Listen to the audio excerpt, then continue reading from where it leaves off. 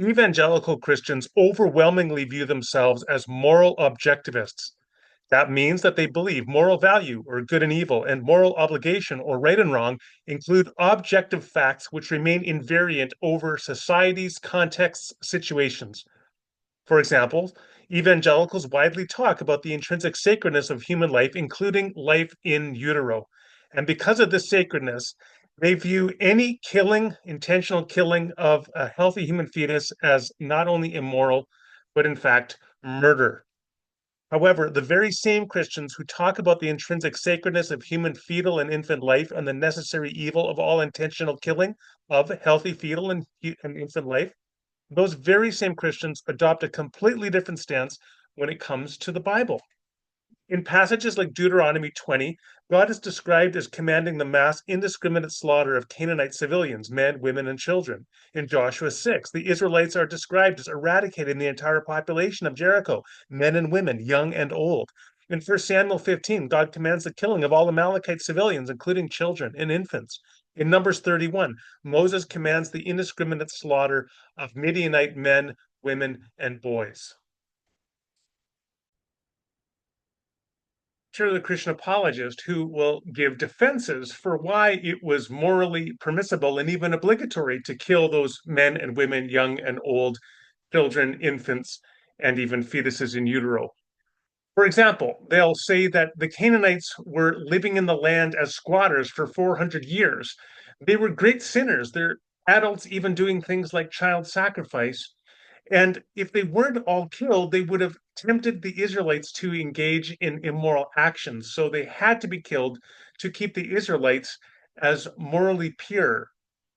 Here's the interesting thing: pro choice advocates today have many arguments for abortion, citing exceptional or important circumstances that could warrant morally and legally the killing of fetal life.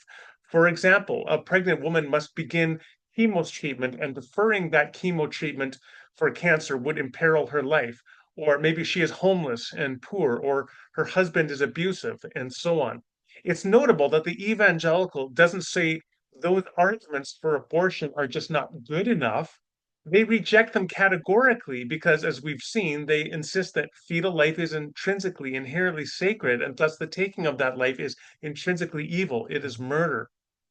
Yet that is clearly not the case, at least not on their view, because really in the ancient Israelite society, the ancient Near East, there were in fact all sorts of reasons why one could be morally justified to kill men and women, young and old, children, infants, and fetuses. That's some pretty serious cognitive dissonance.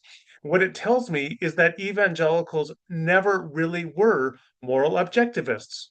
Rather, they were and are moral relativists. They believe that morality is really relative to the culture in which one exists, that in one ancient Near Eastern culture, killing children and infants can be morally good, permissible, even praiseworthy or obligatory, whereas in another culture, it may be morally evil.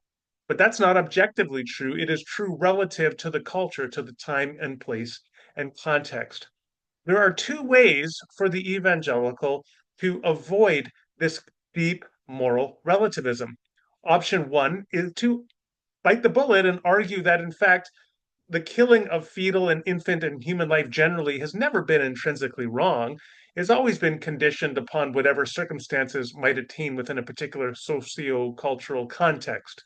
So, just as there were grounds in ancient Near Eastern society to kill infants and children and fetuses in utero, so there could be reasons today to do so, in which case they can no longer argue against abortion in principle as intrinsically always killing, or sorry, I should say murder of fetuses. Option two would be to insist, in fact, it has always been wrong to kill fetuses and infants that are healthy. It was wrong, it is wrong today, and it was wrong in the ancient Near East when the Israelites are described as doing it and God is described as commanding it. And if you take that latter approach, well, then what you need to do is rethink how you're going to read and interpret the Bible, which is what people like me have proposed exactly in our various works on the topic. I mean, me in particular in Jesus Loves Canaanites. That's the dilemma. Either you are, in fact, a moral relativist, or you believe killing children and infants can be morally obligatory, praiseworthy, permissible today, or you believe it has never, in fact, been morally permissible or praiseworthy or obligatory, and thus you need to find a new way to read the Bible.